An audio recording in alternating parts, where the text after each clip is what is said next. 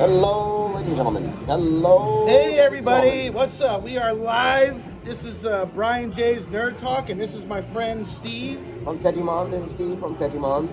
And we are here at Action Burger talking about nerd news. And the first thing I want to talk about, just get right off my chest, is today we got more news, breaking news on the Babylon 5 movie, which has just been announced. Warner Brothers Animation is producing the movie. They showed some artwork from the movie, from the animation. It looks beautiful. It looks serious. It looks realistic in a way.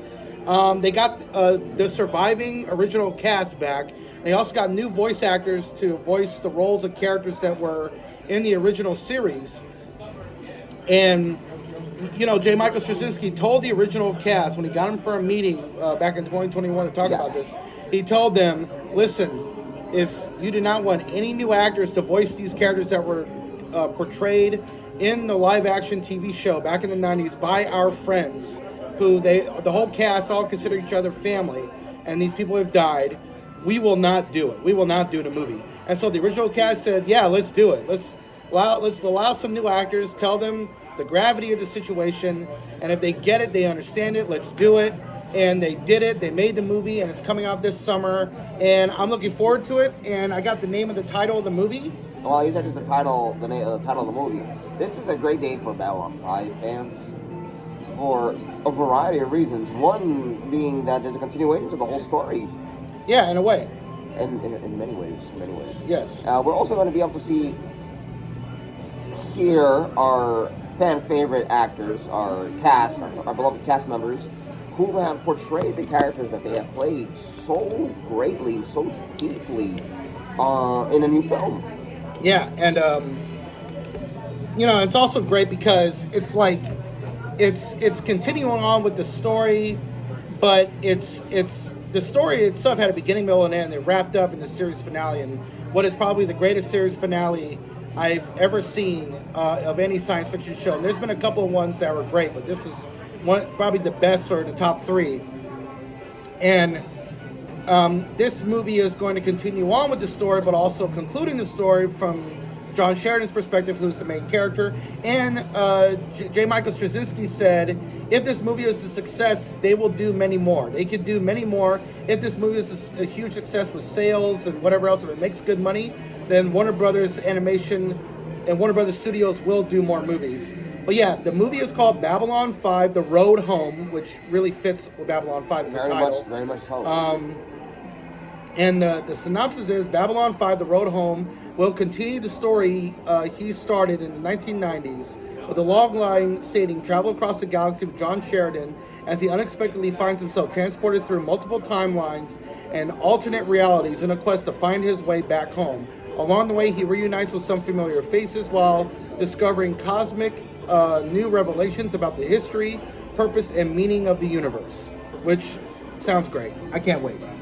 It sounds perfect, to be honest. The synopsis doesn't really bring forth the expectation that a lot of people may have right now. However, this carries the exact desire that fans have worked for a great deal of time.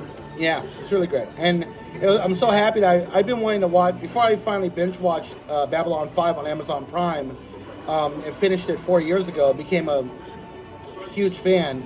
I had been wanting to watch, Babylon 5 ever since I was a teenager, ever since I was in middle school and high school, but it was so hard to find. There wasn't like DVDs with every single episode. There was, I couldn't really find VHS tapes, and, it was really tough for me to find the show anywhere. While Star Trek was on Netflix and everywhere, and it was so easy to find and easy to binge watch and to watch. And so, to finally watch the show and to finally be able to find the series, and it was on Amazon Prime. I binge watched all 5 seasons, and I was like, wow, this is where it really got started, because science fiction as television has been around for decades. But Babylon 5 was like the first successful serious science fiction show to get 5 seasons, and was competing with Star Trek all throughout the 90s, and was a huge success. So watching that groundbreaking show was really great. And then I binge watched Battlestar Galactica by Ronald D. Moore, which is also incredible. And yeah, it's really seeing. They really took science fiction television to another level, and seeing it being continued on in really great ways on streaming services and different networks has been really great. No, I heard rumors, or maybe I'm a little bit behind. Battlestar Galactica had a new installment in the franchise. I'm not sure. No, there's a new series that's a reimagining that's being done by J. Michael Straczynski that's being done for the CW, or that was being done with the CW before the writer's strike. And it looks like it might not be happening on the CW. It could be going to Apple TV Plus or maybe the Max streaming service of Warner Brothers or some other network. We don't really know right now. There was a lot of good momentum happening with the show until the writer's strike happened. The writer's strike has put a pause on the show. Has put a pause on a lot of different shows and everything. And it's just not happening right now. Now, I want to mention that the writer's strike is going on, and I'm not sure if it's still ongoing, considering that we do not have... It's still going on. Writer's strike is still happening, yeah. Now, I do want to bring this up as there were a few stories, articles, and maybe some other YouTubers who wrote this, that that a number of studios, that's Netflix, I digress, I may not recall it correctly, and I apologize if I sound like I'm ill. It's just allergy season for me. Okay. And unfortunately, when you're allergic to the 5 things, the American dream to me, which is the dogs, the cats, the trees, the dust, and the roaches, and all the bugs. And yeah, well, springtime is allergy season for me too. So yeah. I'm feeling it too this week. You're doing a lot better than I am. I'm on a load of antihistamines, nasal spray, a bunch of. Well, I got Claritin and Benadryl helping me out. So. No, I stopped taking Benadryl for 2 reasons. One, they give that to me for medicine. Bad for your teeth. Not only that, if your body does not have enough momentum going to keep it active, you're just gonna. Yeah, I know. That's why I take it at night. But anyways, the point is there are studios that are such as Netflix, HBO Max, whatever they're called, Disney Plus. I don't recall if Amazon was one of them. I digress. I may have maybe some wrong or maybe incomplete information that these studios have told the writers, listen, you can go on strike and do whatever you want really on that strike.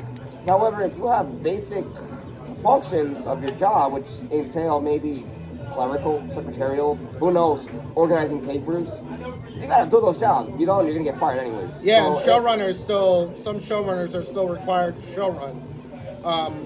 For some studios and for some shows, not for every show. No, of course.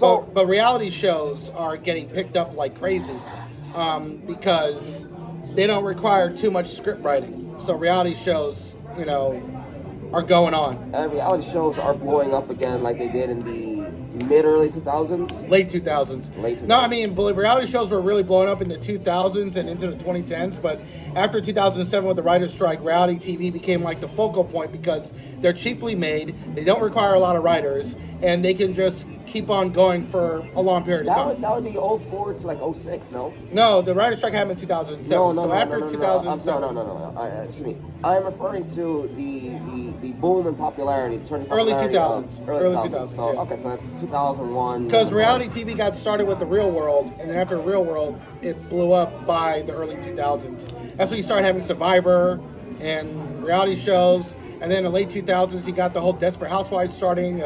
Real Housewives. Real Housewives of Atlanta, New York, and all that really got going. Housewives of Atlanta. That was the claim to fame for the E! Channel. Because the E! Channel, Miami? that was, Big Brother too. But that was the claim to fame for the E! Channel. The E! Channel really got big because they had so many reality shows just premiering, and then Keeping Up with the Kardashians, and that was all she wrote. I'm still unable to fathom an understanding as to why the Kardashians became so popular. They're good escapism. If you're having a rough day or whatever, day, you can watch rich, and you're kind of in the mood to see someone else playing. They're like the most escapist entertainment. You don't even need to think about shit. You can just put it on, and the Kardashians only walked away from the E! Channel because they were paying them the same money that they were paying them 10 years ago, which was like in total Yeah, MTV stopped doing music. Yeah, MTV went from its doing day- music from the music, exclusively to from- just from- doing reality shows and TV shows. Yeah, but That's keeping up. MTV's flaw right there. Yeah. Their biggest success was music, television. Yeah. That was their bread and butter, and they decided to throw out another dish that wasn't the main. Yeah, favorite. YouTube had risen, and YouTube took it all because you can premiere music videos on YouTube. You don't need MTV anymore. You don't need MTV. You don't need television. You can just drop a music video on YouTube, and if it's a success, you make good money off of doing that. YouTube changed the whole paradigm of everything. But yeah, keeping up with the Kardashians, they were being told by the E! Channel they're going to be paid the same amount of money they were paid 10 years ago. The problem is that all those women make more money on Instagram than they make on the E! Channel. So they signed with Disney and Hulu to where they were, instead of getting paid $35 million a year, they're getting paid $100 million a year.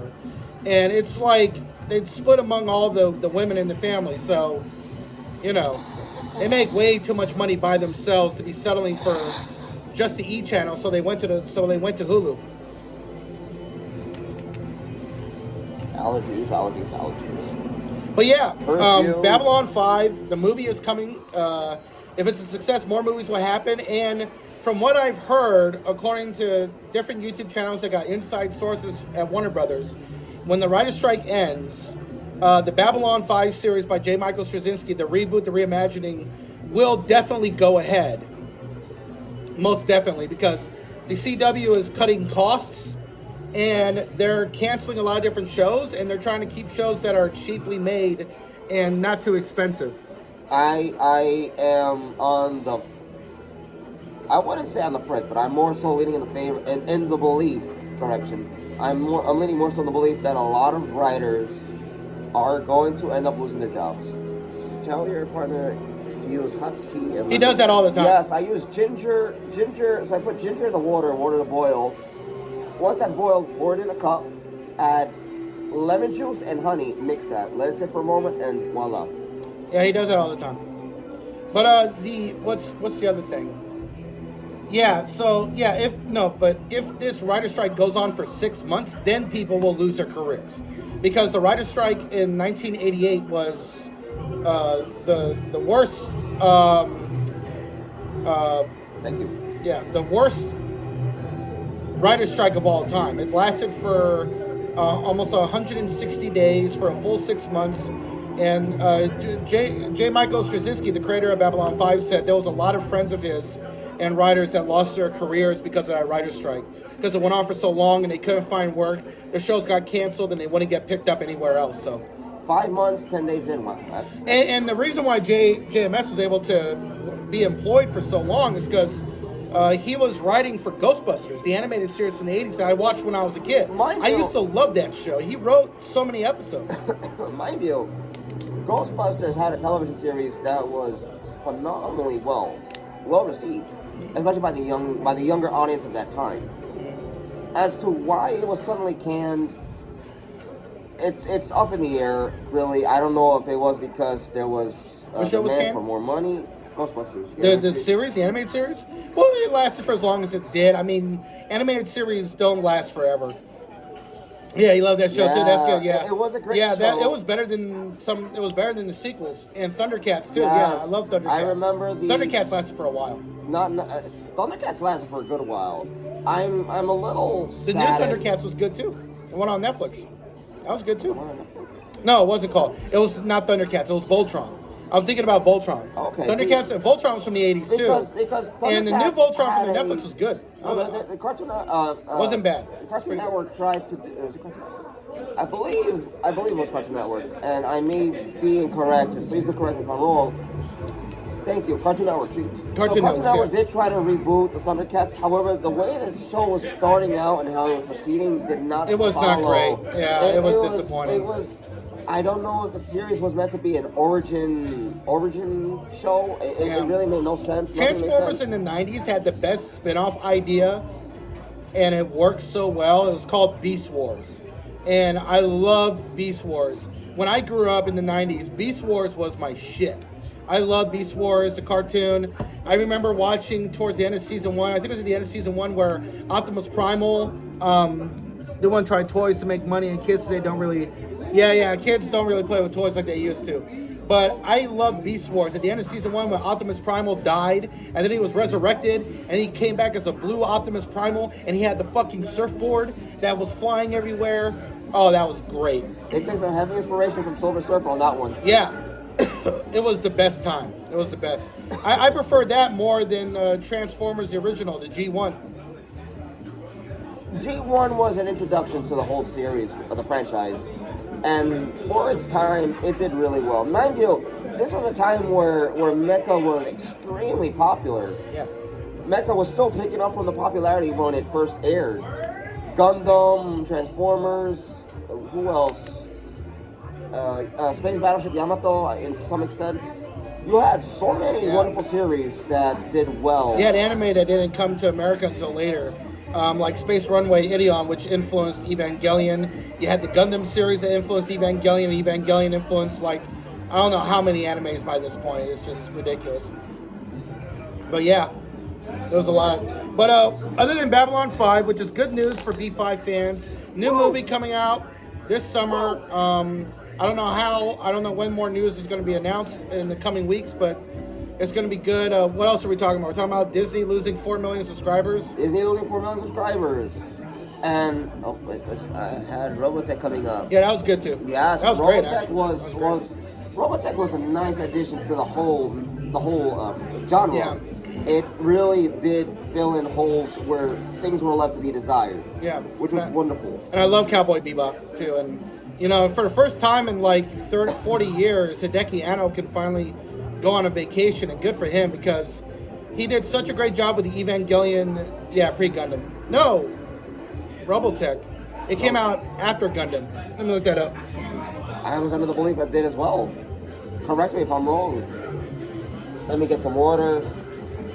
Unfortunately, Robotech. Yeah, Robotech came out in 1985. Robotech came out in 1985. The first Gundam series came out in 1979. Mobile Suit Gundam came out in 1979, and then that whole series, and all throughout the 80s, you had the Universal timeline, the Universal timeline of Gundam series that came out throughout the 80s. And Space Runway Ideon came out like 3 years after the original Gundam. Space Runway Ideon came out in 1982, I think. It's funny because Gundam, Transformers, and Robotech inspired, I would say to some extent, inspired droids. Yeah, that was the whole wave of the 80s. You had a lot of good science fiction movies and TV shows, but you had really great animated series, cartoons, made in America. Today you got a lot of good American animated movies and shows, but a lot of the best stories and the originality, in my opinion, comes out of Japan with Japanese anime.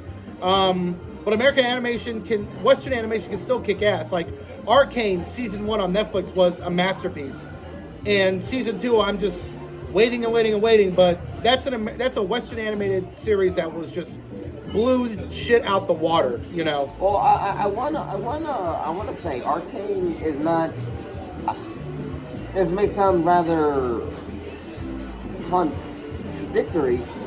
Though Arcane, I wouldn't necessarily say was Western because the animation is Western. The animation was Western, but everything else most certainly was funded from was built. No, well, the money was League of Legends is a Western video game made by American publishers. The money comes from Tencent, which is a Chinese video game. But Riot Games is an American game studio. Arcane is made by Riot, co-produced by Riot, which is an American studio. And genre television is dying out on network TV. It's all going to streaming. That's the problem. But cable, as we know it, is mostly coming to an end. Is basically on its last few moments of lifeline. Yeah. There's still a few shows that make cable great. The Last of Us, House of the Dragon, and the Yellowstone series. Those are like the 3 properties that I could think of that does so well on network TV that's just climbing up instead of going down, right? But that's like exceptions right now. But Arcane, the artwork was made by a French studio, which is again Western, and the artwork and the story was just so incredible, But Arcane's one of the few Western animated series that I could say that's incredible. I could watch that. See, Arcane. I started watching it. Unfortunately, I fell asleep. Late night studying. Pre-calculus does not serve a purpose. Oh, when you got a day off, crap. watch it because the first 3 episodes are, whew, I don't something. know if I have a day off. Dragon Ball. Oh, OG. what's up, Coach Shelton Harrison? He's visiting me. That's great. I haven't seen him in a long time. All right. See, Dragon Ball, the original Dragon Ball, despite it having a lot of It was so good. drawn out moments, Yeah. it really told the story from beginning to end. And albeit modern audience today, I don't know what the hell that even means. Viewers today will not be able to get into it for the fact that it's something that requires attention and patience. Well, there's a lot of. Thanks, man. Thank you. Yes, I am in my element. It's pretty good. It's pretty good. This is my thing. All right. Yes. Thank you. Awesome. Thank you, Coach. But yeah, Dragon Ball Z was great. Dragon Ball Z was. It took what was done, which was like the foundation, the bedrock of Dragon Ball, and just expanded on it. It did such a great job. But Dragon Ball is still popular. I think it's also the animation that would be off-putting because the animation is not as state-of-the-art as it used to be. But back then it was great. If you could deal with that, you're good. But I'm probably one of the few Dragon Ball fans that love Dragon Ball Super. But the reason why I love it is because it's made by the original guy that's building up on what he did 30 years ago. So I want to be honest. Toriyama, no matter what you say, if Toriyama says this is how it should go like that. This is Dragon Ball and like that. Oh, nice. Yeah. I had cable in the 90s. Cartoon Network Toonami. That is where I watched the original Toonami lineup in the 90s. Was one of the best lineups. You had Dragon Ball, Dragon Ball Z. You had Sailor Moon. You had what else? Oh gosh, you had Ronin Warriors, Tenchi Muyo, Gundam Wing, which was also great. Yeah, that was Toonami. Now, speaking of cable, if I recall correctly, Channel 3 was your basic news channel. I don't know what. I forgot where Toonami and Cartoon Network was. I think that was 22. It was 22? I think it was. It was different in Texas because I grew up in Texas for 9 years. That's where I would watch Toonami. Oh, okay, so here in New York City, Channel 3 was your basic news channel. I don't know if it was TV. And Pokemon was way early in the morning. Like Pokemon would come on at 5 o'clock in the morning. No. If you woke up on Saturdays and watched Kids WB, you would get it anywhere from, I think it was 7 a.m. But Monday through Friday, it premiered at 5 o'clock in the morning. Yeah, no, but it was in Texas, Monday to Friday, I don't know if it was reruns or if it was the series that they were going to Well, I saw when it first premiered because they were posting up teaser trailers and previews on Toonami talking about Pokemon coming to America. This must have been in like 1998, 99, around that time. Or it was in the late 90s. And so I saw the first episode, and then I continued to watch a new episode every morning. I would wake up to go to school, watch the episode, have breakfast, get right on the bus to go to school, and we would talk about a new episode every day. Ronin Warriors was great, yes. Channel 40, which was local independent station out of Fayetteville. North Carolina, okay, yeah. I do apologize, I don't know if it was Fayetteville or Fayetteville. New York had a different channel, yes. Texas had a different channel. I know caught the same shit. For Cartoon Network here in New York City, it was, if I recall correctly, was 22. Yeah. And then Channel 40, I'm not sure it was 41 or 49, was your Orovisión, which is where you would watch your novelas and whatnot. Yeah. The Spanish novelas. Spanish soap opera. Right. Okay, so... Yeah, I mean, that was just a crazy time. But that was a fun time. Yeah, it was a crazy time. But, genre television on network TV has been... struggling, and it doesn't help that you have the Sci-Fi Network where it's run by people who don't like science fiction, and so they don't really promote it at all that much. And it won't surprise me if the Sci-Fi Network gets shut down, but streaming is struggling too because, like Netflix, they cancel so many shows that people love and are into, and you can't even get into the shows. All right, Fridays. Okay, work 4 days a week, yeah. Good times when you could work 4 days out of 7 and then still be home for 3. Yeah. Now you can't even do that most of the time. Yeah, and I would barely miss Sailor Moon when I would come home from school. Oh, I want to say 90s Sailor Moon was phenomenal. Unless Yeah. it was the 80s or 90s. Well, no, the Sailor Moon 90s. at that time- 95 to 98, 99, I think yeah. it was like 99. It was 5 seasons, and luckily all 5 seasons are on Hulu, so I binge watched it. I loved it. But Sailor Moon Crystal, as good as it was in terms of writing and being faithful to the manga, the animation was not good in the first 2 seasons. It was not good at all, but it got better by season 3. I want to say the original Sailor Moon that came on, it did not follow the story, the manga story, or the manga, I believe. It made changes that were It unnecessary. made changes that were unnecessary, but the demographic for Sailor Moon at that time was for young girls. Yeah. Because the Magical Girls or the Mahou Shoujo series And everybody is watched aimed it. for young girls. And what made the original series great was, even though it wasn't faithful to the manga, it expanded on so much stuff. Season 4 to me is a waste of time until the last 6 episodes, but season 5 is good. The first 3 seasons were great too. He-Man was great too. Yes. Yes, the reboot.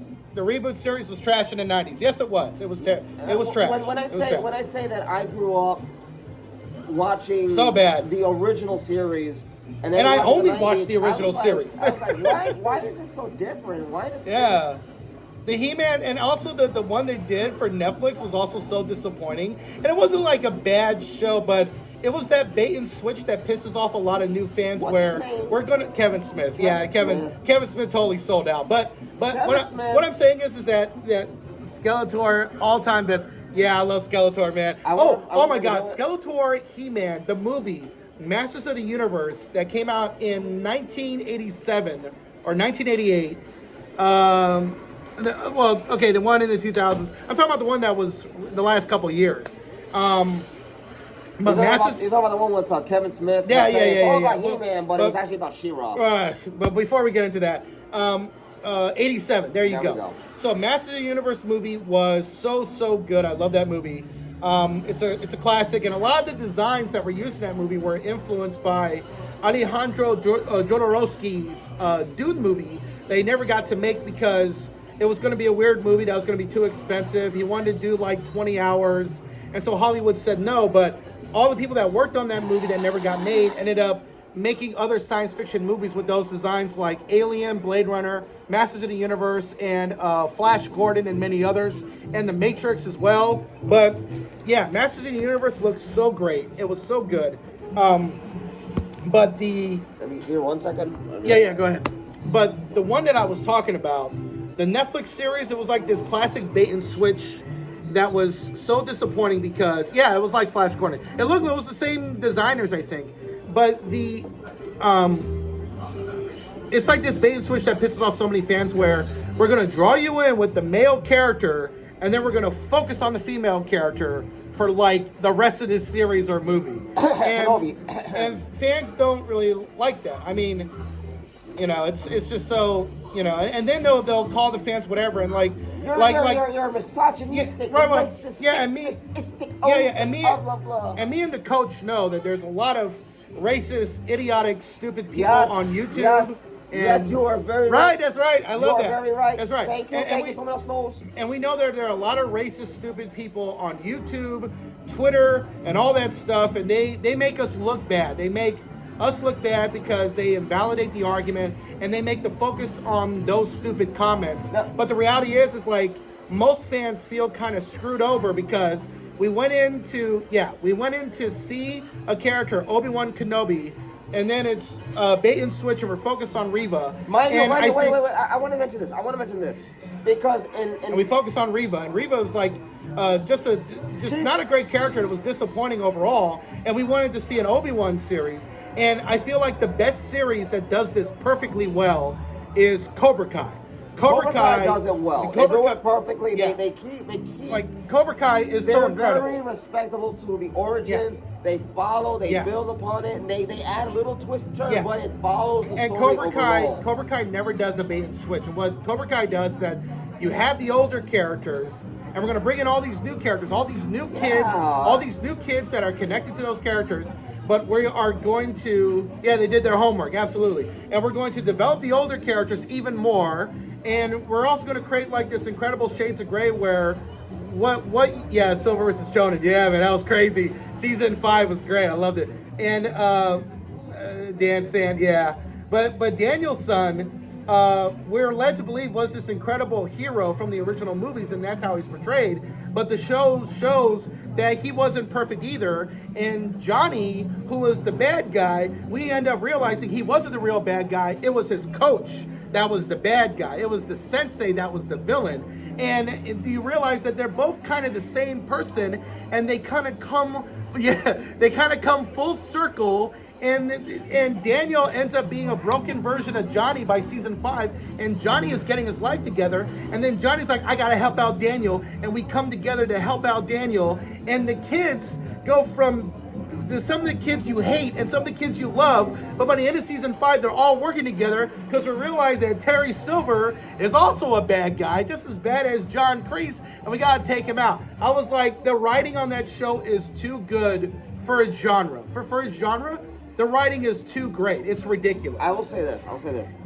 And regarding Star Wars, and that's another topic we'll get to, not immediately, but we'll get to it in a moment.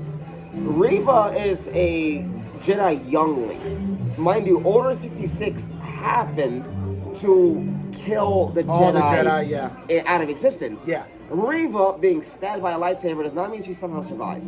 No, Yeah, her body from where the stab is. So it is her She got body, stabbed twice, too. That's the crazy thing. Regardless, She the got body, stabbed when but she was a still, kid. It cauterizes. She got stabbed when she was a kid. She got stabbed when she was an adult. And, you know, in Disney's defense, George Lucas was inconsistent with how deadly a lightsaber should be. Like, you got Anakin Skywalker slicing motherfuckers, and they're just dead instantly. And then you got Darth Maul, who's slit in half, and George Lucas brings him back for Clone Wars. Well, and then, as I said, it's like, when it comes to a lightsaber, if you are stabbed, cut, you are, I don't know, eviscerated. You should be dead, right? But Darth Maul survived. You would expect one to die. No, the thing with the lightsaber is, and Luke gets his hand cut off. If you slice somebody with a lightsaber, you're not necessarily cutting them into like you're cutting somebody with steel. Yeah. You're cutting them as if it's with steel, but it's super heated, so it cauterizes the wound.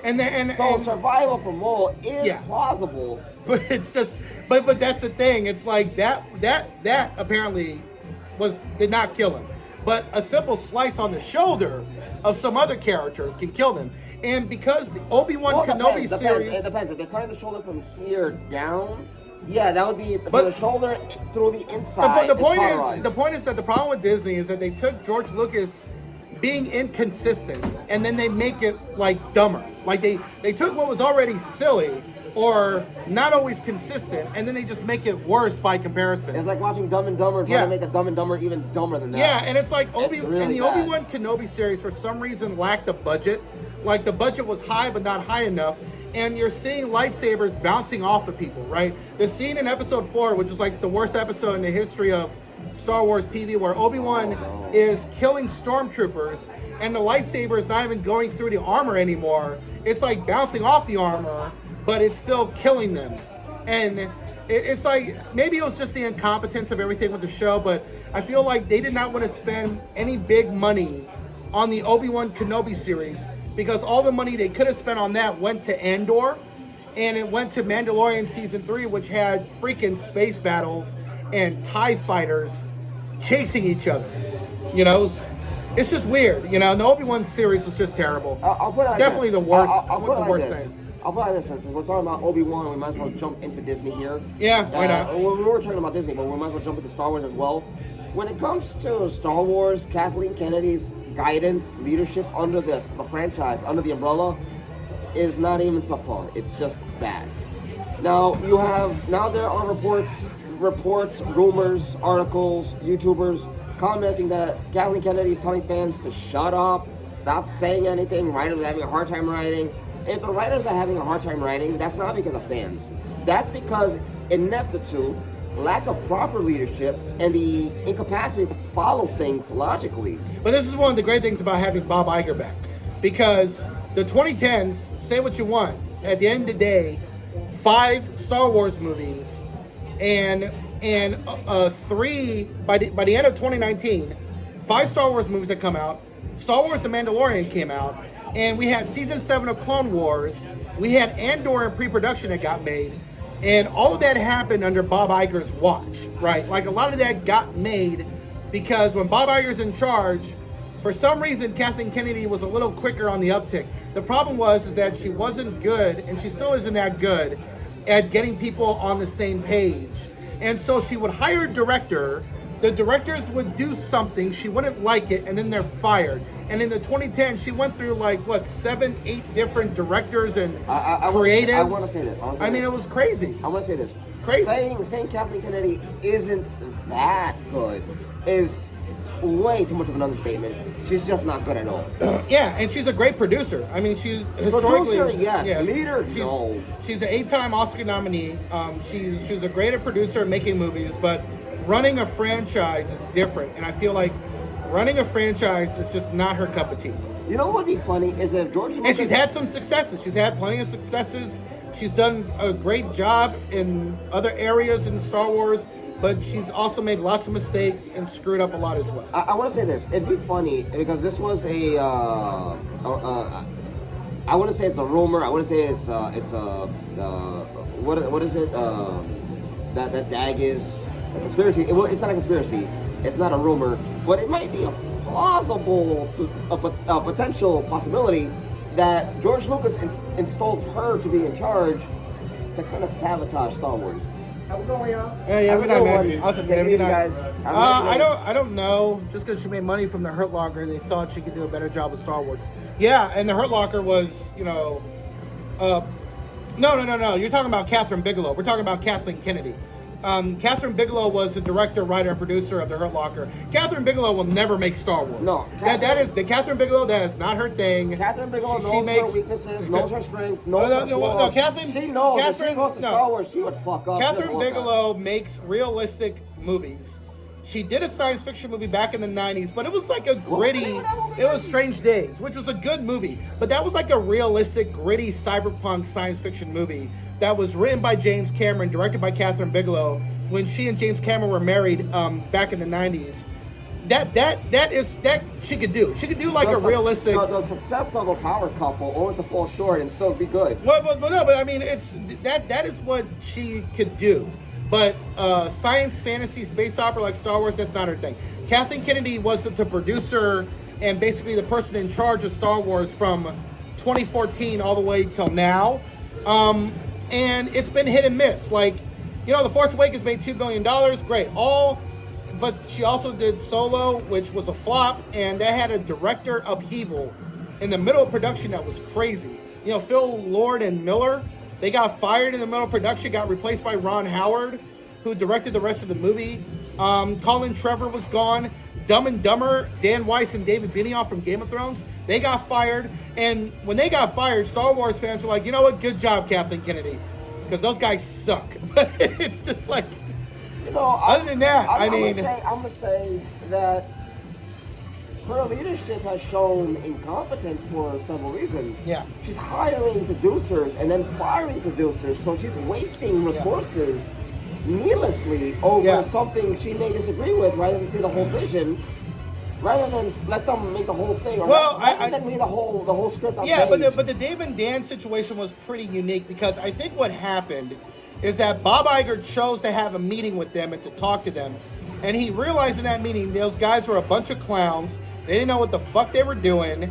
And you could con HBO into doing the biggest show of all time, but you're not going to con Disney like that, and you're not going to con Bob Iger like that.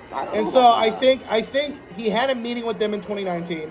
He saw the guys were incompetent, didn't know what they were doing, didn't know how to write dialogue, didn't know how to set up scenes or screens or anything, or set up shots and transitions.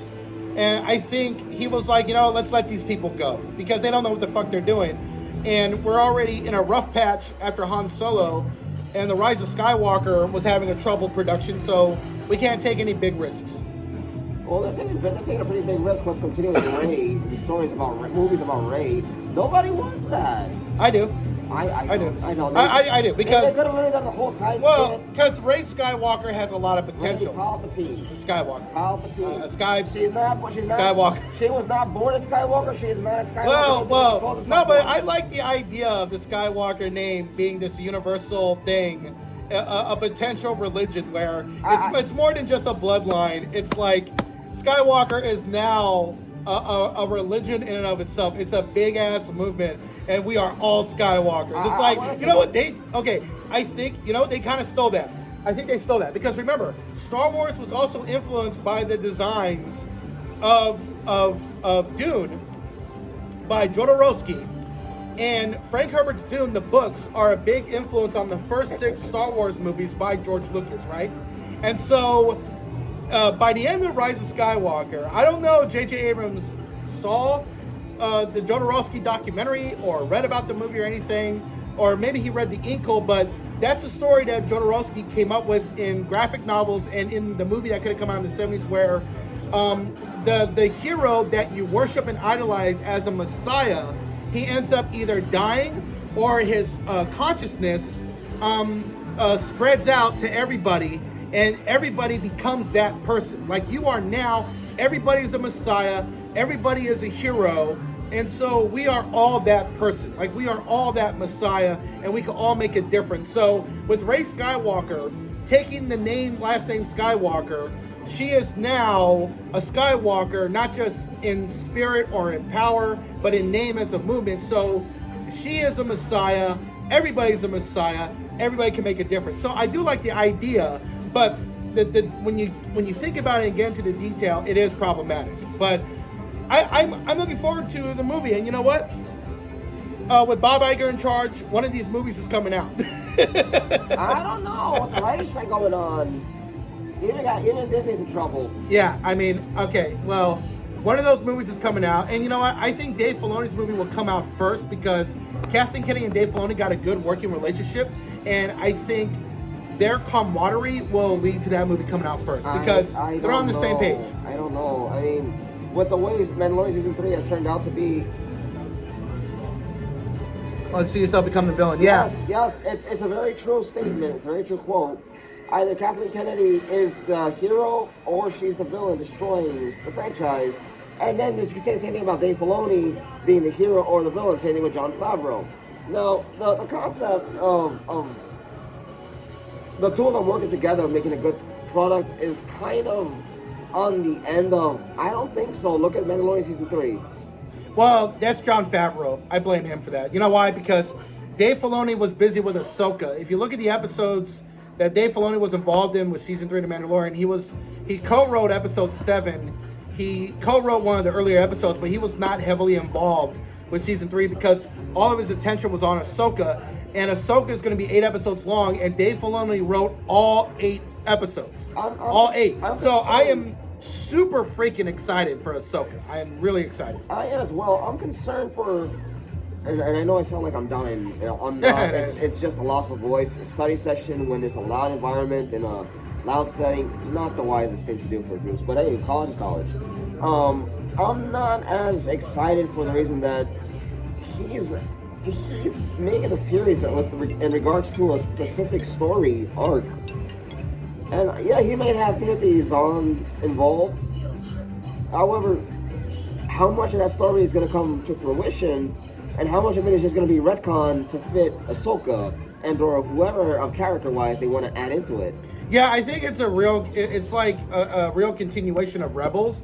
I think he's going to adapt some of the Heir to the Empire, but he's not going to adapt it to the point where he's going to be ruining the story. He's going to focus on the story he wants, which involves Ahsoka, the characters from Rebels, and the villain is Thrawn. The villain is Thrawn. So elements of Heir to the Empire will be there, but not entirely. And Timothy Zahn was working as a consultant on the show.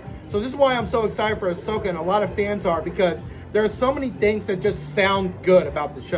You got Dave Filoni focusing on the characters that he created. He's running all 8 episodes. He's got Timothy Zahn as a consultant. I mean, this has to be great, or at least close to great. At least something good. I'm just concerned that they're gonna neuter and water down Thrawn like they did in Rebels, because Thrawn is not just someone who is, I serve the Empire because of said reasons. No, he committed himself to the Empire, and he's he's the sharpest, if not one of the sharpest minds the Imperial Empire has. The Galactic Empire has no one on his caliber, on his level. And he's one of the few, if not the only alien in Star Wars canon to work in the Empire. To be in the Empire as one of its main, Right. main leaders, but to be of the rank of Grand Admiral. Yeah, and that's the thing. The Empire is a racist organization. They dislike aliens and anybody that's different. So for somebody like Thrawn to ascend to the highest level in the Empire is extraordinary, and it says a lot about him as a character. It says a lot about him as a person. I want to say this because Thrawn, if I recall correctly, and mind you, parts of my brain are disconnected, health issues and whatnot, but Thrawn was captured and I forget the details, but he ended up getting an audience with the Emperor and vowing himself to servitude to the Empire on the Emperor's behalf. He would serve the Emperor and the Empire in exchange that Chiss, his homeworld, Chiss, was left out of Imperial rule, harm, anything. It's basically isolated and protected under, as long as he's serving and is committed to doing all things he's asked, ordered, and instructed to do. And it's because of that commitment to servitude that he rose the ranks so extremely fast that other Imperial naval officers, admirals, captains, all that, they despised him because he's not human. He's an alien of extreme mental capabilities to not only analyze, assess, and pretty much counter anything that came his way. If you read Timothy Zahn's original books, the prediction of how the rebels would react in response to certain Imperial movements or how they would attack was calculated to the finest detail.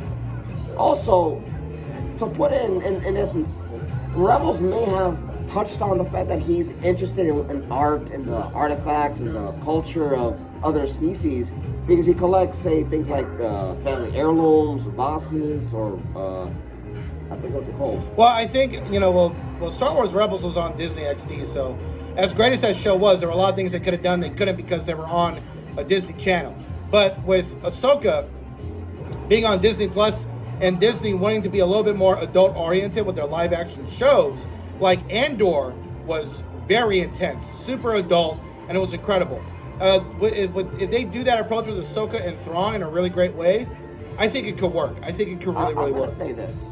As for Andor, I've heard great things. It's amazing. I've heard nothing but wonderful talks.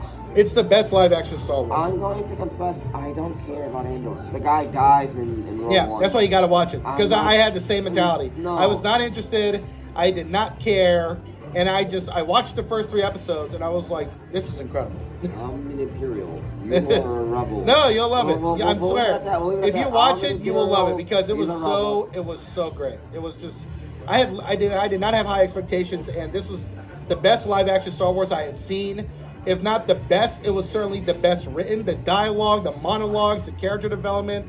I mean, it was a show that took Star Wars and made it serious, like made it adult.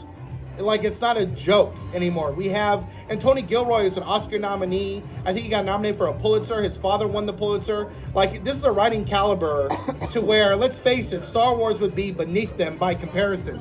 But Tony Gilroy, he took Star Wars and made it equal to who he is as a great writer. And I'm not going to deny that. Yeah, I won't doubt it. It was something. Tony has that capability.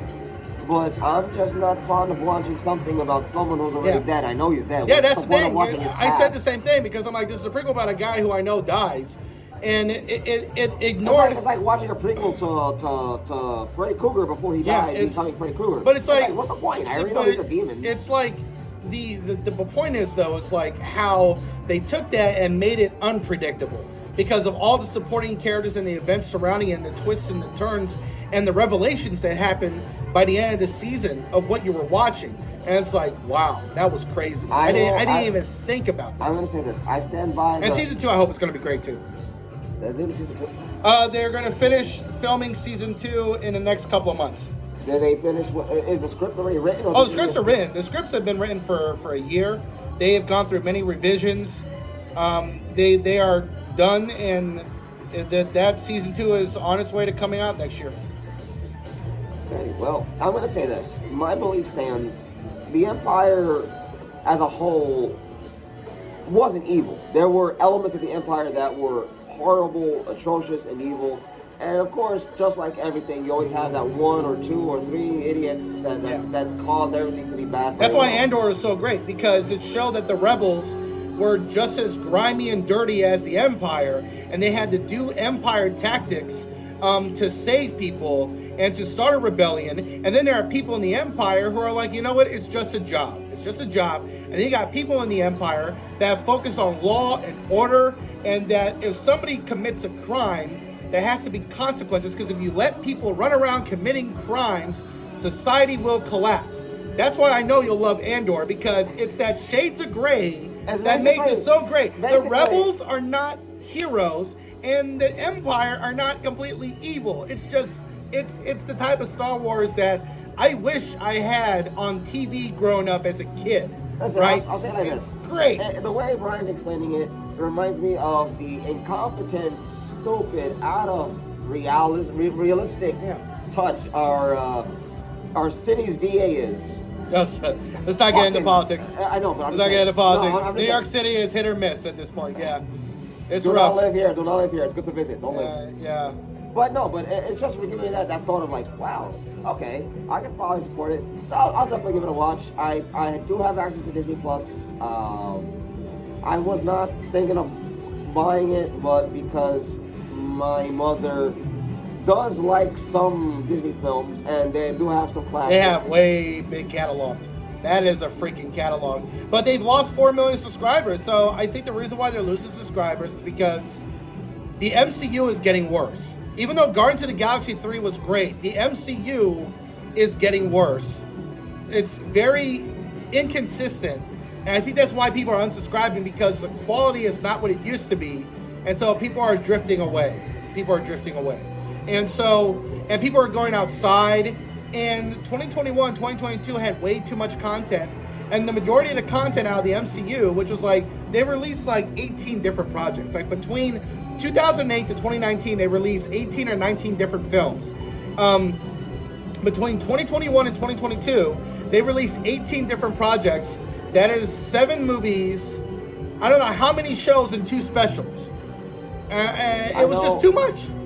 It's American. It's Falcon and Winter Soldier. WandaVision, which was just Hawkeye. Mind you, WandaVision was literally just a scene-for-scene ripoff of Bewitched. Yeah, and I love WandaVision. The ending left much to be desired, but the first 7 episodes were great. And Hawkeye was really good because they were willing to portray a female character as a complete fucking idiot. That's what made Hawkeye such a good show, because Kate Bishop in the whole series is completely incompetent, makes mistake after mistake after mistake, and it's an absolute fucking idiot who's learning on the job. But it was great. They treated her the way you would treat any male character in that position, just being a fucking moron and not knowing what you're doing, and you're learning from the best. But I thought Disney believed in strong, independent, powerful women. Right, that's why I loved it. It was the complete opposite of their formula. Why would they do that? Kate Bishop. Horror, they're sexist. That's what was so cool about it. It was like the complete opposite of what they kind of do in most of their projects with Kate Bishop, and they just allowed her to make constant mistakes and to learn from those mistakes. It made her a real superhero without superpowers. I like Kate Bishop from the comics. Yeah, me too. I love that. I really do enjoy her character, as I do enjoy Seth's character. She-Hulk was terrible. She-Hulk was the worst. She-Hulk is basically what happens when you have too much. Too many bad writers in the kitchen. You had too many chefs. You had too many D-ranked chefs working in an A-ranked kitchen. Too many activists. Too many feminists. Just don't do it. Don't do it. Just too much. I'm surprised they were able to find a person at that moment. Too much. Just too much. Okay, and Miss Marvel was good, but it was way too preachy, where they're telling you stuff. You are very right. The whole MCU is falling apart. Yeah. Even the box office, like Guardians of the Galaxy 3 was great, and it had a worse box office than the second movie. And it's so sad, because it was a great movie. I love Guardians of the Galaxy 3. It was serious. Oh yeah, you have a good night, George. I'll talk to you later. Have a good one. Yeah, but have a good night, and don't be a stranger. Please do subscribe to my channel. That's Tejimun. Yeah, hit a thumbs up, subscribe. But have a thumbs up, subscribe. Take care, guys. But the Guardians of the Galaxy 3 was serious. It was dark. It had incredible characters. All the characters were still the characters. None of the male characters were negated or portrayed as less than the female characters to prop up the female characters. Everybody was equal. Everybody had their problems and their issues. It was just James Gunn at his very, very best. And it was unexpected. I mean, most people were surprised at how dark and serious the movie was in comparison to the previous 3 movies by James Gunn. You know, it was really, really good. Really great. Huh? 2. No, 2. Guardians of the Galaxy 1, 2. I like the Christmas special goes in. And the Suicide Squad. Oh, well, the Suicide Squad had a lot of violence. That's DC though. That's yeah. Well, that's not Marvel. no. But that's one of the last 3 movies he's done. This was, I mean, his previous 3 movies had drama, but they had a lot more humor. And Suicide Squad had there was some violence and drama, but it was a lot more humor and comedy. So you couldn't really take everything seriously. But in Guardians of the Galaxy 3, you could forget it. There was humor and levity, but there was a lot of dark stuff. And if you love animals, if you're an animal lover, you are just going to be so disturbed and so scarred. I mean, it was just so intense. And so I love animals too. I'm a big animal lover. So there are scenes in that movie that really bothered me, but it was so well done.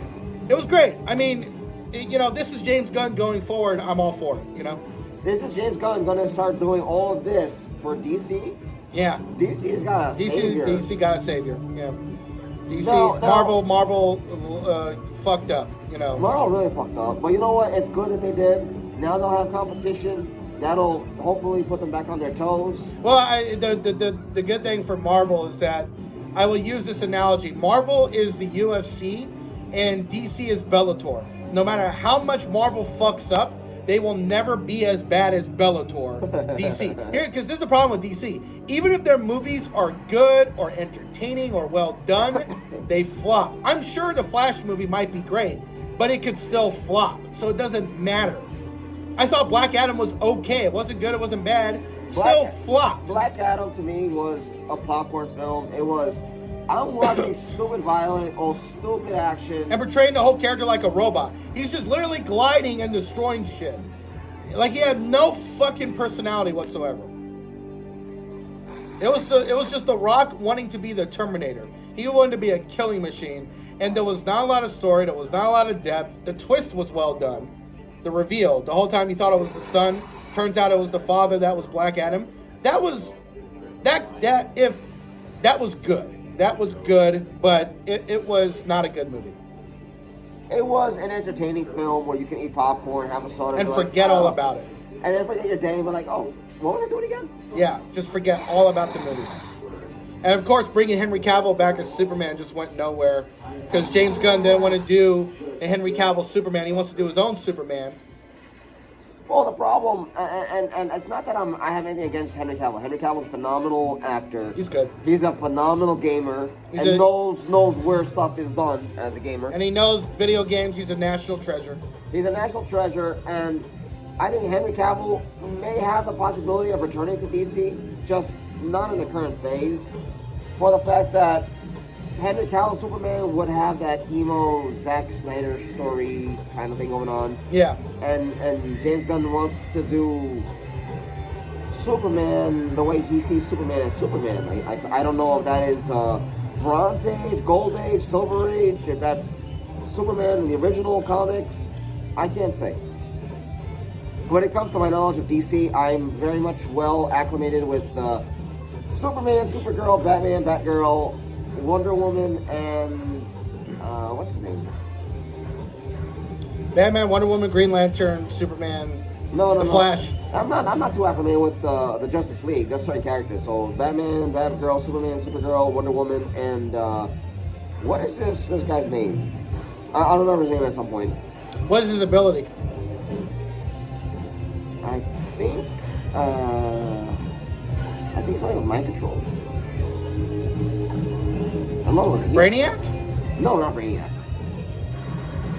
Not Lex Luthor. No, not Lex Luthor. Even though he can't do that. He's made technology like that. No, but it's not. We'll get back into that later. Today I bought Supergirl, Woman of Tomorrow, which is being adapted into a movie with James Gunn. I think James Gunn's writing the script, and it's going to get a different director. But that's being adapted, and I'm going to read the comic book. It was a comic book that came out last year, and a lot of people loved it, thought it was great. So I'm going to read that. And is this Supergirl where she's still in her top and skirt, or is this where they put her in the parachute pants? I think it's top and skirt, but it's like it was like a whole story and reimagining of Supergirl, and James Gunn loved it, and he's going to adapt it into a movie. I think it could be good. I like the Supergirl in the Flash movie. I love her design. Her design is similar to Superman, and I love the design of that suit. It's so cool, and I'm looking forward to seeing that Supergirl. And of course, but because of Ezra Miller being such a real piece of shit in real life, the marketing for that movie is focusing more on Batman. I'm sorry. No. The marketing. No. That's not you. It's just. Again, it's allergies. Yeah. Sinus and stuff. Sorry. The The marketing for the Flash movie is focusing entirely on Michael Keaton's Batman. Yeah, there's that one trailer. There's that and one trailer. Supergirl. You don't really see that much in the Flash. There's that one trailer where Ezra Miller's like, "You're," and it's just like Michael Keaton's saying, "Yeah, I'm Batman." Woo! I feel bad for Warner Brothers and Marvel. And honestly, like they hire these actors and they have a plan for these movies, and then these actors do terrible things. Like Jonathan Majors going on, who is such a really good actor. He has great talent, and he's just fucking up his career and screwing up Marvel Disney's plans. I think what Warner Brothers Discovery might be doing is that they're gonna keep Ezra Miller just for this movie, And then fire him. and then fire his ass, and they're gonna hear it's like a sound of thunderous applause, all crying out with cheers. We're suddenly met with a joyous welcome. Yeah.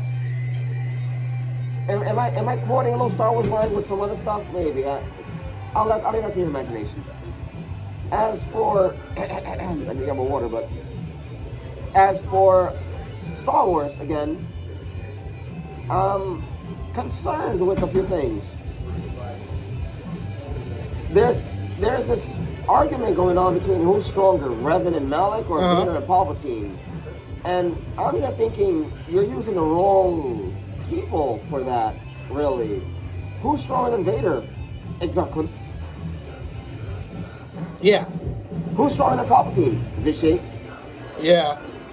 But that's that's why I'm. Oh, is that the people's? Yeah. What's up, y'all? It's good to see you. What's up, y'all? It's good to see you. How you doing? I was like, wait, who the fuck is this guy? Son of a bitch. Why are you giving me the people's eyebrow for? It's like, you know what's so right. Yeah. You know. Yeah. What you guys doing? We're just talking nerd stuff and everything. We spoke about. We talked about Babylon 5, the new animated movie coming out this yeah, summer, written by J. Michael Straczynski, and Disney stuff, Star Wars. I'm bringing up the fact that there's a comparison between Darth Vader and Palpatine, or Darth Sidious, the Emperor, and Darth Revan and Darth Malik. Mind you, it's a poor comparison because these are people from two different eras of Star Wars galaxy of the universe, where Revan was the one to master not just the light side, but the dark side, not just the dark side, but the light side. He had to master both. So to say that he pales against Palpatine is a huge understatement, because you have Darth Malik, Padawan, apprentice to Darth Revan, who excelled in lightsaber combat. And mind you, this was at a time, again, two different Star Wars eras, where lightsaber arts were very different. During the Sith Empire, the Old Republic, they were in multitude numbers. Yeah. In the time of Vader and Sidious, you only had the rule of two, so they were limited to what they knew. Whereas in the Sith Empire, the knowledge of what was available on the dark side and the light side were both at such levels that Vader and Palpatine would not compare with in any way with Force or with lightsaber combat. Well, that's why I'm looking forward to James Mangold's movie, and I hope when he's done with his movie, with the biopic on Bob Dylan, hopefully when he's done with that, it's good seeing you. It's good seeing you. It's good seeing you. But yeah, great. Yeah, definitely, man. Good seeing you guys. Yeah, it's good seeing you guys. Yes, absolutely. Yeah, definitely. See you next time, man. I'll see you what? Maybe next week, maybe Saturday, maybe Sunday. I don't know. Birthday. Sunday be good. I'll be here Sunday. Probably. We'll let you know. We'll definitely. I'm here Sunday. All right, you guys have a good night. Yeah, have a good night. But that's why I'm looking at James Mangold's movie. When he's done with the Bob Dylan biopic this summer, I would hope he does that movie that takes place 25,000 years ago with the early Jedis that lead into the early Sith, the early dark side users. And maybe they can also go into some history on the Grey Jedi, because the Grey Jedi are finally introduced in Ahsoka. But I think the Grey Jedi have been around for a long time. Very long time. I mean, that hasn't been confirmed in canon yet. But not the Grey Jedi. They're called Dark Jedi. The Dark Jedi have been around for a long time. We just don't know yet. And I think Dave Filoni will get more into the history with the Dark Jedi with the Ahsoka series and get more into the history of that. But we could see a lot of that being implemented in a James Mangold movie. But when I want to go back to the superhero stuff though, because Wait, before you do, I want to say this. Go ahead. Whereas the Dark Jedi and the Great Jedi, There's no Grey Jedi yet. There's none. no. Not in Star Wars canon. Qui-Gon was the Great Jedi. Not in Star Wars canon. Dooku was a Great Jedi. Not in Star Wars canon. Well, that's the thing. The Great Jedi was completely made up, and it's not canon yet. You have the I think what's it called, the other world, the other side, the mirror world. Right. The world within the mirror. Okay, yeah, that was in Star Wars That is Rebels, and canon. sure, that's canon, yeah. But again, even in the mirror universe, that whole stuff yet, still they have not in Star Wars canon confirmed that Great Jedi is a thing that could happen down the road, but I don't expect it to. But Well, if we're gonna say that the world within the mirror of the mirror world is canon, that means anything that was considered legends is canon. possibly, So yeah. But it hasn't been confirmed. It's possible. It hasn't been completely confirmed yet, but we'll see. I will say this. With the superhero fatigue setting in, I don't think DC can have a real box office hit until the Batman 2 by Matt Reeves, because the Batman by Matt Reeves was a fantastic movie that was beloved, got great critics reviews, great audience score. That would be the only DC movie that would be a box office hit. The other DC movies, I am just not too sure, because DC has shit the bed so much. And now with Guardians of the Galaxy 3 having a disappointing opening weekend in comparison to the second movie, we are officially, I think we are dealing with superhero fatigue, real superhero fatigue. I wanna say- and people are getting tired of superhero movies. I think movie critics are getting tired of superhero movies, and they want to see other genres come back. They want to see westerns now, detective movies, Top Gun Maverick, a movie about regular human beings dealing with everyday stuff. I might have an idea for a movie for Netflix or a TV show for Netflix, but I haven't written the script out. It's still in my head. Okay. You said just message them and they'll send the crew and everything. I don't know. I don't Well, know. if so, you'll know it's me, because it'll have very, very provocative things going on, and I don't mean sexual or anything like that. I mean in the sense of story-wise. You'll see something nice and happy, and all of a sudden, boom, like, oh my God, the violence. You know what? Actually, your idea, just put it into a comic book and graphic novel. Because even the comic book industry, in the 2020-2021, comic book sales are at an all-time high, bringing in $1.2 billion. The sales of comic books are the highest it's ever been. The comic books are not selling as well in the 90s, but overall, totally, they are doing the best they've done. So if you got any crazy ideas, you could self-publish it as a graphic novel, turn it into a comic book, and maybe we'll get turned into a movie. If Alejandro Jodorowsky can take his crazy ideas and turn them into awesome science fiction graphic novels, anybody can do it. Anybody can do it. You just got to be able to want to do it. I want to ask, now the comic book sales, is that the inclusion of comic books, All sales. graphic novels? No, comic books. American Western comic books. The sales of comic books are ridiculous. Manga is also high, but manga is nowhere near as high as comic books. Not even close. I want to say I'm skeptical about this. I'll look into it myself just to validate you can look it up. It's all data. The sales were confirmed in 2020, 2021 because we were in lockdown. So people were buying comic books digitally, online, and people were buying them off of Amazon. Also, they don't own and it. people were just not doing much. And so we were just buying comic books, and comic book sales just went through the roof. So they don't own the comic books if it's digital. It's just a lease that you can use it for a set amount of time. No. You own it. You buy it and you download it. It's there. Just don't delete it. It's yours. Is yours on Apple? So what he's saying I have is- a comic book on Apple. what he's saying is as long as you download it and you have space, it's yours. If It's you delete yours. it, Yeah. It's not yours You anymore. pay for it, it's yours. You pay for it, it's yours. And you get to keep it. Just don't delete it. Do not delete it. Okay. Anyways, we got to end this because I'm hungry. I want to get one more thing, but I'll let you finish. I do want to say one more thing before I'll you let leave. you finish. Before you leave, I want to say one more thing. Now, we mentioned Marvel, Disney, Star Wars. We mentioned Babylon 5, Disney, Marvel, Star Wars. There was one more thing I wanted to speak to you about. Go ahead.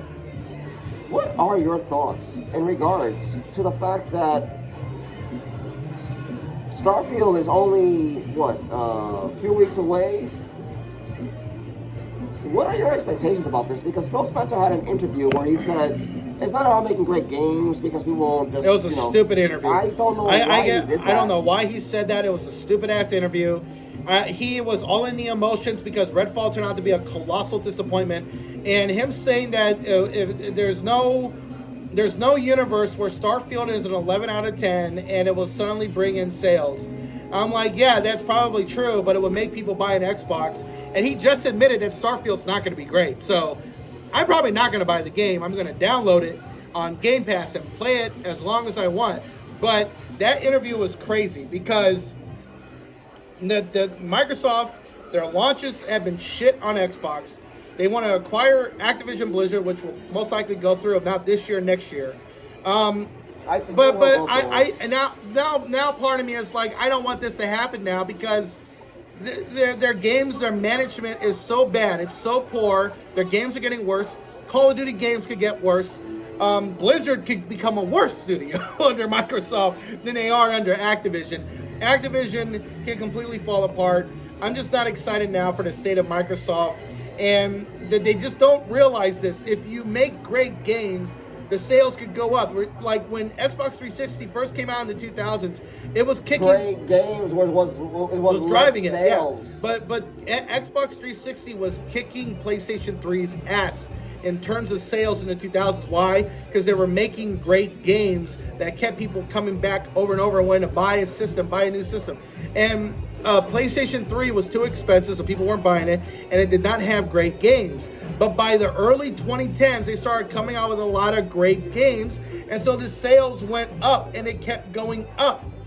And the PlayStation 3 ended up catching up to 360, and ended up surpassing it in terms of sales. And then the PlayStation 4 came out and blew the competition out the water with Microsoft, and Microsoft has been fucking up since the Xbox One era. For 10 years, they've been fucking up. They need to get away from the Xbox One name in general. And they really... you know what they really... I don't know what Phil Spencer is going through his head. I just don't understand. I don't know. He talks a big game, but it's just... These studios are poorly managed. The games are coming out broken. And not 60 FPS or 30 FPS, like 20 FPS, 10 FPS. Like, what's going on here? I'm concerned. It's not that I don't want to buy Activision Blizzard. I mean, with Activision Blizzard under their umbrella, maybe they'll be able to move games they'll be able to move developers around to work on games a lot better. Yeah. But with the way Phil Spencer gave this interview and his response, it has led me to believe Phil Spencer needs to be held on the leash at this point. The guy's a great. And I don't want to say this and Matt Booty too. Matt Booty should be fired too. I mean, the buck should also stop with him too, because he's also in charge of the development of the games in the studios too. He's the head. No, I know. But Phil Spencer's in charge of the whole thing, but I mean, Matt Booty is the guy that's in the room with these people, and nothing good is happening. Like nothing. Xbox has been a clusterfuck since 2013. I want to say that if it's a necessity that you have such I don't want to say his name wrong. Satya Nadella. Yeah. If you have the CEO of Microsoft put somebody as Phil Spencer and Matt Booty's handlers would be the first way to say it. Handlers to ensure that they do their damn job. Yeah. And get the shit out, because Microsoft is just spending money as a company for Xbox, and they're not making the returns as they should. Right. It's over a period of time to make those returns. So if Microsoft is gonna reach into their oh look, my wallet has $70 billion, I'll just spend that, and over the course of 10 years you make that back, that's kind of a poor investment. I'm not a business owner. I know math. I'm not an expert when it comes to investments. I just know common sense with basic math. 1 + 1 is 2. If I spend $5 and I make $1 every week, it'll take me 5 weeks to make $5. Yeah, and Microsoft has so much money, they're so focused on Game Pass that they're forgetting you got to make the games great, you got to make them work. We are having too many games coming out broken and are messed up, and we're having too many PC games. We're having too many PC games that are just coming out a mess, and it's just crazy, man. But those are my thoughts on Microsoft. That was all my thoughts on these topics, period. We'll talk more about it next week about the whole Microsoft situation, and I'm worried about Starfield now. Even what's his name? Destin. Yes, Destin from. He is the ultimate. He is the ultimate Xbox YouTuber. He is the ultimate Microsoft Xbox YouTuber. I don't know about that. You have he's one of the main ones. On daily. He's one of the main ones, but even he is worried about Starfield. Even he is now officially ready to just give up, and it's like, I mean, now it's time to panic because Redfall came out broken, Starfield got delayed, and of course Phil Spencer's saying because Starfield was more longer in development, it's okay, but I don't know, man. The way things are gone, it's just like it's like, don't worry. It's like that's not reassuring to me as a consumer that I may want to buy the game or play the game or even invest my time into that. I have 435 games on my PlayStation backlog and my PlayStation library. I've only applied 30 of them so far. I'm probably gonna apply another 175 of them by the time Starfield is out, fixed, and everything. Yeah.